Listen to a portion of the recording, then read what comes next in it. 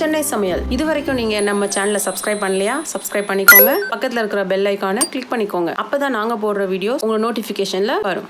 வாங்க வீடியோக்குள்ள போவோம்.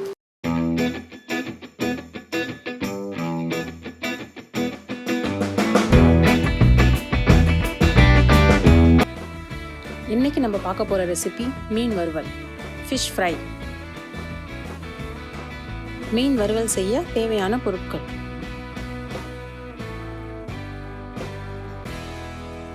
வீட்டில் இருக்கிற பொருட்களை வச்சு மீன் வறுவல் எப்படி செய்கிறதுன்னு வாங்க பார்க்கலாம். மீன் வறுக்க நான் 1/2 கிலோ ஓரா மீன் எடுத்திருக்கேன். ஓரா மீன் இங்கிலீஷில் ரேபிட் ஃபிஷ்னு சொல்லுவாங்க. நான் இப்போது இதை மேரினேட் பண்ணுறதுக்காக 2 ஸ்பூன் மிளகாத்தூள், இதுக்கு தேவையான உப்பு சேர்த்துருக்கேன். வீட்டில் நார்மலாக யூஸ் பண்ணுற குழம்பு மிளகாத்தூள் தான் சேர்த்துருக்கேன். அடுத்து 2 டீஸ்பூன் அளவுக்கு புளி கரைசல் இது கூட சேர்த்துருக்கேன். இது எல்லாத்தையும் நல்லா சேர்த்து கலந்து விட்டுக்கலாம்.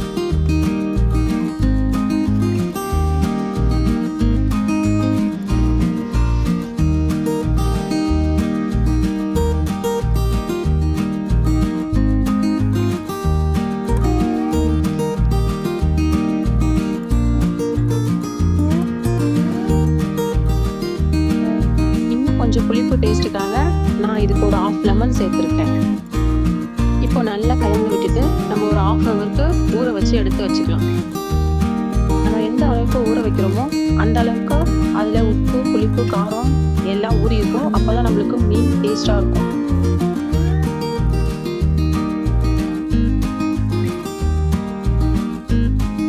மீன் 1/2 ஹவர் ஊறிடுச்சு. இப்போ நம்ம வறுத்து எடுத்துக்கலாம். மீன் வறுத்த ஒரு பேனில் ஒரு 5 டேபிள் ஸ்பூன் அளவுக்கு எண்ணெய் விட்டு, எண்ணெய் ஹீட் ஆனதுக்கப்புறம் ஒரு மீனாக போட்டு வறுத்து எடுத்துக்கலாம். மீன் போட்டதும் திருப்பி விடக்கூடாது. திருப்பி விட்டால் மசாலாலாம் ஒட்டாது. கொஞ்சம் நேரம் கழித்து திருப்பி விட்டால் தான் மசாலா நல்லா ஒட்டி இருக்கும். இந்த ஸ்டேஜில் நம்ம திருப்பி விட்டுக்கலாம்.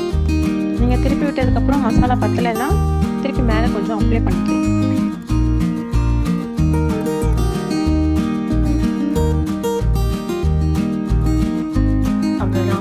ஃப்ரை ஆகிடுச்சு. நம்ம ஒரு பிளேட்டில் சர்வ் பண்ணிக்கலாம். இந்த மெத்தடில் நீங்களும் செஞ்சு பாருங்கள். கண்டிப்பாக டேஸ்ட்டு நல்லாயிருக்கும். செஞ்சு பார்த்துட்டு எப்படி இருக்குன்னு மறக்காமல் கமெண்ட் பண்ணுங்கள். தேங்க்யூ.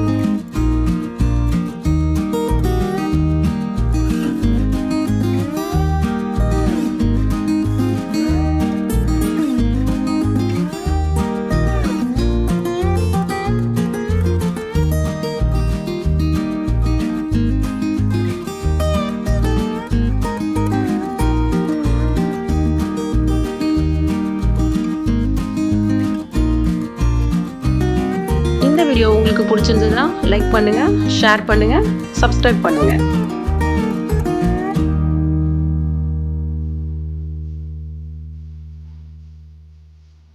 இதே மாதிரி நல்ல ரெசிபியோட அடுத்த வீடியோவில் உங்களை நான் பார்க்குறேன். அது வரைக்கும் உங்ககிட்ட இருந்து சைன் ஆஃப் ஆகுறது உங்கள் சென்னை சமையல். போதும் என்ற சொல் உணவுக்கு மட்டுமே. தேங்க்யூ.